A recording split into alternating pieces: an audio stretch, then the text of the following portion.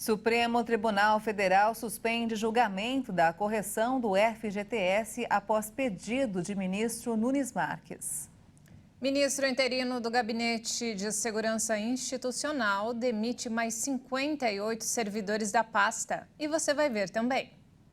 General Gonçalves Dias é convocado como testemunha na CPI dos atos de 8 de janeiro. Em debate com o chefe do Banco Central no Senado, Haddad volta a criticar a taxa de juros. Ministério Público de Paris vai recorrer da absolvição da Air France e da Airbus em acidente aéreo. Hábitos do consumidor. Pesquisa mostra que o brasileiro não é fiel às marcas.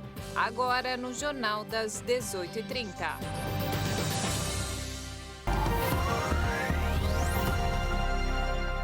Olá, boa noite. São 18 horas e 33 minutos pelo horário de Brasília.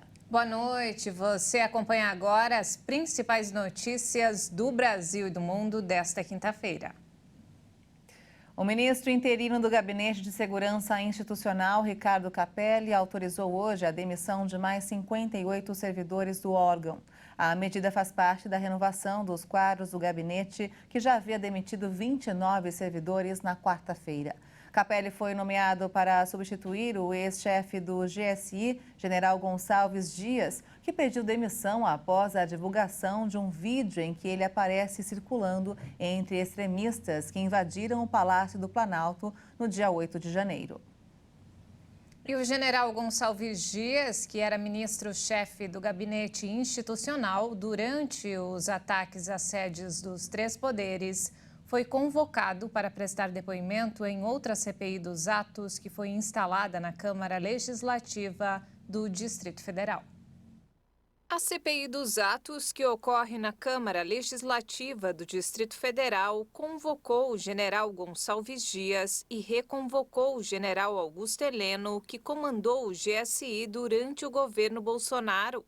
Heleno deveria ter prestado depoimento na semana passada na condição de investigado, mas na véspera desistiu de ir. Agora, como se trata de convocação e não convite, os ex-chefes do Gabinete de Segurança Institucional têm que comparecer. Gonçalves Dias se demitiu do cargo na semana passada, após imagens da depredação dos três poderes serem divulgadas.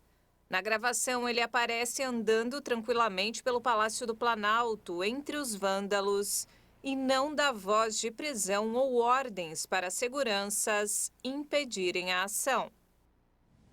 O ministro Edson Fachin, do STF, acompanhou o ministro Alexandre de Moraes e votou para que mais 200 denunciados pelos atos extremistas de 8 de janeiro em Brasília se tornem réus. O ministro Dias Toffoli também já havia seguido Moraes. O julgamento começou na terça-feira no plenário virtual e continuará até a próxima terça.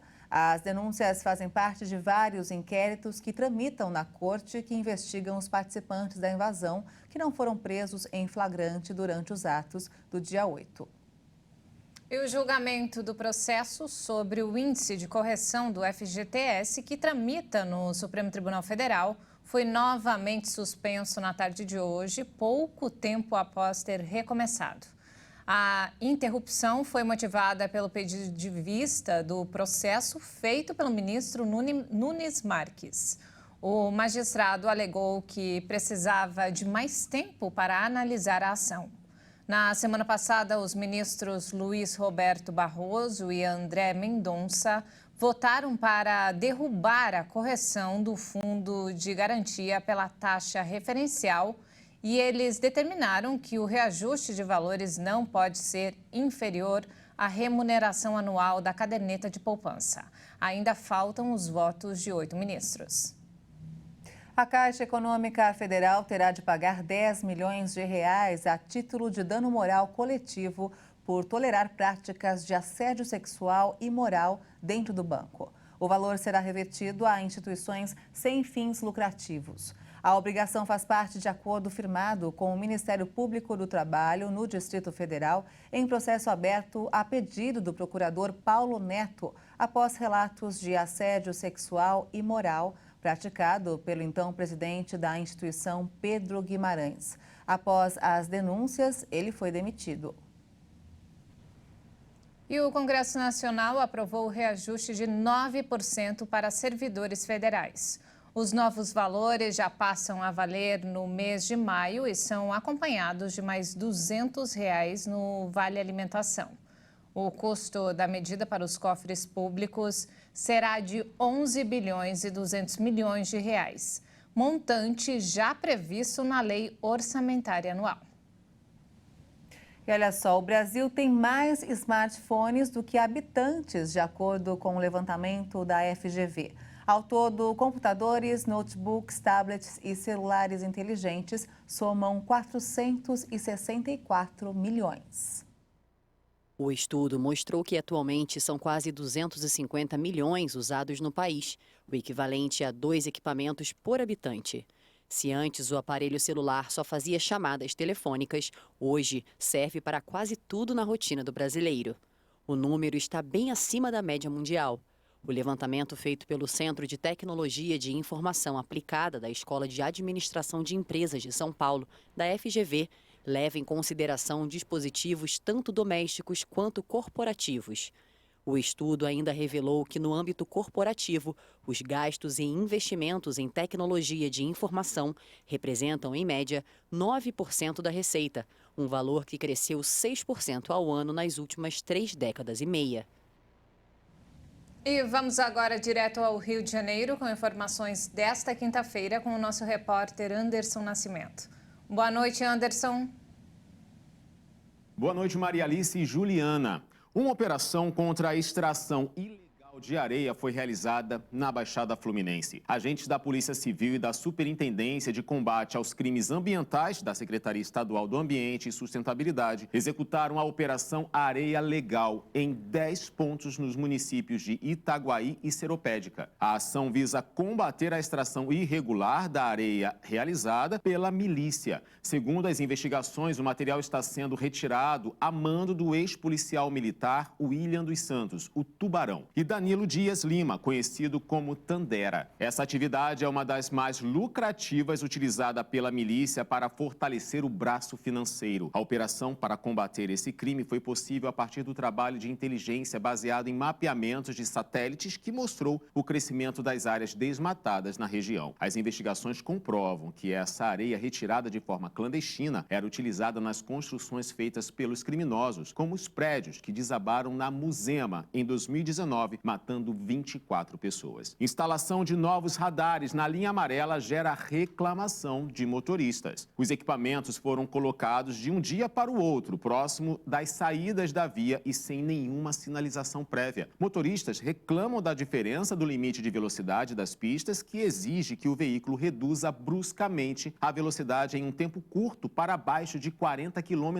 por hora. A instalação de pelo menos 7 novos radares pegou de surpresa até o prefeito da cidade, Eduardo Paes, que publicou em redes sociais um aviso de que os aparelhos foram desligados e que a Sete Rio vai reavaliar a localização de todos eles. O prefeito afirmou ainda que os radares de velocidade têm a função de diminuir acidentes e não aumentar a arrecadação. E o Rio pode perder o título de Patrimônio Mundial da Unesco. O motivo é a tirolesa do Pão de Açúcar, que está na fase final das obras e com previsão de inauguração para julho deste ano. O Conselho Internacional de Monumentos e Sítios, associado à Unesco, afirmou que vai dar início ao processo de alerta patrimonial, alegando que a tirolesa pode comprometer o monumento. No início do mês, a organização já tinha recomendado a interrupção imediata na obra e anulou as licenças. O Ministério Público Federal ainda investiga perfurações na rocha e a retirada de vegetação. Responsável pela instalação, o Parque Bondinho Pão de Açúcar disse que a tirolesa está totalmente irregular. Bom,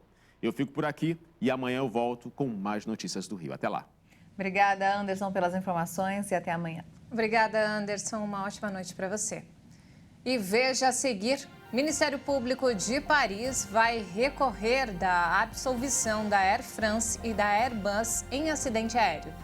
E ainda, hábitos do consumidor. Pesquisa mostra que o brasileiro não é fiel às marcas. Nós voltamos em instantes. Até já.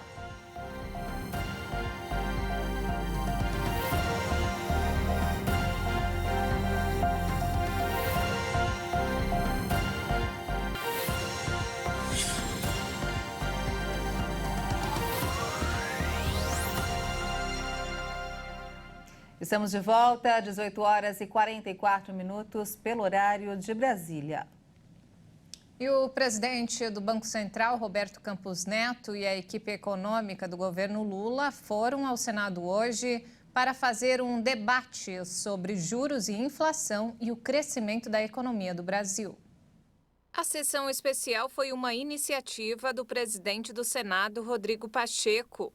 Ao lado da ministra do Planejamento, Simone Tebet, e do presidente do Banco Central, Roberto Campos Neto, o ministro da Fazenda, Fernando Haddad, voltou a criticar a atual taxa de juros, que chamou de obstáculo para o crescimento das receitas do governo.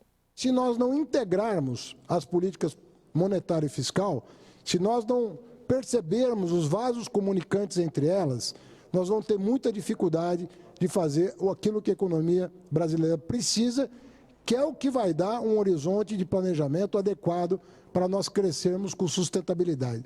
Essas coisas não são estanques, essas coisas se comunicam, não são compartimentos. Portanto, o trabalho tem que ser a muitas mãos, um reforçando o trabalho do outro, o monetário fortalecendo o trabalho do fiscal, o fiscal do monetário e também o prudencial. A taxa de juros no país está em 13,75% ao ano e é definida pelo Comitê de Política Monetária do Banco Central. Roberto Campos Neto disse que o Banco Central trabalha para que as decisões tenham o menor impacto possível para a população e voltou a afirmar que não se consegue estabilidade social com inflação descontrolada. O IGPM, Índice Geral de Preços Mercado, conhecido como a inflação do aluguel, caiu mais do que o esperado no mês de abril. Segundo dados divulgados nesta quinta-feira pela Fundação Getúlio Vargas, o IGPM caiu 0,95% em abril, se comparado com a alta de 0,05% de março. Com isso, o índice agora acumula queda de 0,75% no ano e de 2,17% em 12 meses. Em abril de 2022, o índice havia subido 1,41% e acumulava alta de quase 15% em 12 meses. O cálculo do IGPM considera a variação de preços de bens e serviços e também de matérias-primas da produção agrícola, industrial e da construção civil. Os preços de vários materiais do setor produtivo seguem em queda. A soja, por exemplo, caiu quase 10% e o milho mais de 4%, assim como o minério de ferro. Tudo isso contribui para a descompressão dos custos de importantes segmentos varejistas e também para a chegada desses efeitos nos preços ao consumidor. Apesar de ser considerado indicador do mês fechado, para o cálculo do IGPM, são comparados os preços coletados do dia 21 do mês anterior até o dia 20 do mês atual, que seria o mês de referência. E vamos agora ao mercado financeiro. O dólar fechou a sessão desta quinta-feira em forte queda, à medida que investidores repercutiam dados econômicos internacionais e a decisão do Superior Tribunal da Justiça, que favorece a arrecadação anunciada na véspera. A moeda norte-americana recuou 1,52% e encerrou o dia cotada a R$ 4,98 na venda. E o PIB dos Estados Unidos cresceu 1,1% hoje, mostrando desaceleração no primeiro trimestre. O crescimento econômico dos Estados Unidos desacelerou mais do que o esperado no primeiro trimestre, apesar do aumento nos gastos do consumidor. E a atividade deve se moderar ainda mais à medida que os efeitos da taxa de juros mais alta se espalham. Apesar da desaceleração, que refletiu principalmente o investimento fraco em estoques, o Federal Reserve está a caminho de aumentar a taxa de juros em mais 25 pontos base na próxima semana. Um relatório separado do Departamento do Trabalho mostrou que os pedidos iniciais de auxílio-desemprego diminuíram em 16 mil na semana encerrada em 22 de abril para 230 mil em dado com ajuste sazonal. E o Ministério Público de Paris anunciou hoje a apresentação de recurso contra a absolvição da Airbus e da Air France no caso do acidente do voo Rio-Paris. A Promotoria de Paris confirmou nesta quinta-feira a apresentação de recurso contra a decisão judicial que inocentou a Airbus e a Air France de homicídio involuntário no caso do acidente com o voo Rio-Paris em 2009. A tragédia matou 228 pessoas. Em comunicado, o Ministério Público garantiu que, ao recorrer da decisão, buscava o pleno efeito aos recursos previstos na lei e submeter o caso a uma segunda instância de jurisdição. Em 17 de abril, o Tribunal de Paris absolveu a companhia aérea e a fabricante de aviões de qualquer responsabilidade criminal por considerar que, embora tenham cometido falhas, não foi possível demonstrar nenhuma relação de causalidade segura com o acidente. A decisão provocou a indignação dos parentes das vítimas da tragédia. Em 1º de junho de 2009, o avião que operava o voo AF447 entre o Rio de Janeiro e Paris caiu no meio da noite enquanto sobrevoava o Oceano Atlântico poucas horas após a decolagem. Encontradas no Oceano Atlântico 2 anos depois, as caixas pretas confirmaram que os pilotos, desorientados por uma falha quando as sondas de velocidade pitot congelaram no meio da noite, não conseguiram impedir a queda do avião, ocorrida em menos de 5 minutos. Este foi o acidente mais letal da história da aviação comercial francesa. A bordo do avião, um A330, estavam 216 passageiros de 33 nacionalidades, incluindo 61 franceses e 58 brasileiros. A tripulação de 12 pessoas era formada por 11 franceses e um brasileiro. O governo chinês advertiu hoje que Estados Unidos e Coreia do Sul não provoquem um confronto com a Coreia do Norte. Pequim criticou a declaração do presidente americano Joe Biden e do seu colega sul-coreano Yoon Suk-yeol de que Pyongyang enfrentaria o fim de seu regime caso utilizasse seu arsenal nuclear. Quero enfatizar que a questão na Península da Coreia é muito mais complexa e delicada. Todas as partes devem mergulhar fundo na situação e desempenhar um papel construtivo na promoção de uma solução pacífica, uma solução política por meio do diálogo e consulta, em vez de provocar deliberadamente tensões, provocar confrontos e fazer ameaças. Reunidos em Washington, o americano Joe Biden e o sul-coreano Yoon Suk-yeol afirmaram que se a Coreia do Norte atacasse a Coreia do Sul ou os Estados Unidos, a resposta seria devastadora. As duas partes também anunciaram que o escudo de segurança americano para a Coreia do Sul será reforçado diante dos testes de mísseis da Coreia do Norte, país que possui armas nucleares. O governo chinês condenou a declaração ao afirmar que Washington ignorava a segurança regional e insistia em explorar o tema da península para criar tensão.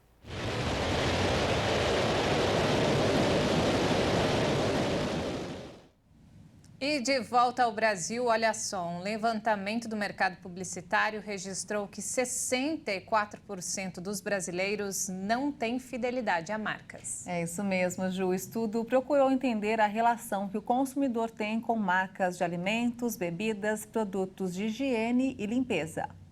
A Quitéria já tem uma estratégia definida quando vai ao supermercado fazer compras. Tudo para poder levar mais produtos pagando menos, de acordo com seu bolso. O detergente eu compro de outra marca, o sabão em pó, né? A Cândida, amaciante.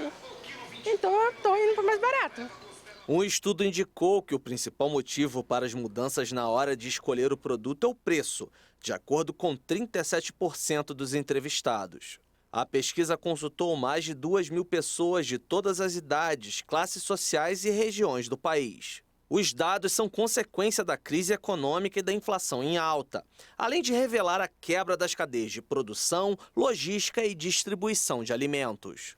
Tem vezes que a gente tenta provar algumas diferentes. Está muito em alta mesmo, e assim, as diferenças são de dias. Um dia você vai estar um valor, um dia você vai estar outro. E aquela mesma marca, no outro dia, ela já abaixa. O levantamento aponta um cenário mais competitivo no mercado. Novas marcas como as nativas digitais e aquelas fundadas por criadores de conteúdo rivalizam com as grandes companhias. Apenas 19% dos entrevistados disseram que consomem sempre as mesmas marcas. Este é o caso da Priscila, que mesmo com orçamento apertado, tenta manter a fidelidade aos produtos que já tem confiança. Eu prefiro comprar as marcas que eu já conheço pela qualidade e às vezes algumas marcas que estão chegando agora no mercado não são tão bons quanto essas que a gente já faz uso. As marcas fiéis é mais feijão, a parte de alimentos, né? Feijão, o açúcar, o café principalmente e laticínios. O enfraquecimento das grandes marcas é acentuado por outro dado do estudo. Atualmente, 93% das pesquisas sobre produtos na principal ferramenta de buscas na internet são genéricas, citando apenas as categorias. As marcas são lembradas nos 7% restantes. O levantamento também chamou atenção para a geração Z, grupo da população nascido a partir de 1995. Eles têm uma relação mais desapegada. 65% declararam que não são fiéis. Agora eu estou optando pelos itens mais baratos. Eu já tinha fidelidade com algumas marcas, porém, devido à situação, eu estou optando pelo precinho mais em conta. Mas o mercado publicitário e o de marketing se movimentaram para reverter esse quadro. Hoje as empresas buscam oferecer experiências, benefícios e personalização para conquistar o coração e, principalmente, o bolso dos clientes, tanto dos novos quanto dos antigos. A pandemia levou a uma mudança de comportamento na compra do brasileiro. Uma pesquisa do Think with Google mostrou que as pessoas hoje, elas não querem mais comprar barato, elas querem o custo-benefício. Porque as pessoas passaram a pesquisar na internet e conseguir ver, poxa, esse produto eu consigo comprar por esse preço X, antes eu comprava por 2X. E com isso a experiência do cliente se tornou algo muito importante para esse processo de fidelização. E aí a gente vai ter uma gama de opções de acordo com o perfil desse cliente. Por exemplo, quando eu ofereço cashback com a compra, e a vendedora te avisa, olha, por SMS vai chegar um cashback para você usar daqui a até 40 dias. Isso é uma opção. O cliente hoje quer comprar algo que seja por um valor justo e que essa experiência vai ser muito importante no processo de fidelização, o que vai ajudar as grandes marcas a manter esse cliente comprando sempre com ela, porque ele sabe que no vizinho pode ser uma proposta mais atraente. Isso pois aí, é, educação financeira é isso. Ju. Ultimamente o brasileiro também está comprando o que dá para comprar, né? Exato, é isso mesmo. E tem que ter essa educação, né? Não ir pela marca. E não temos mais tempo, essa edição fica por aqui. Mais informações ao longo da nossa programação. Obrigada pela sua companhia, uma boa noite para você e até amanhã.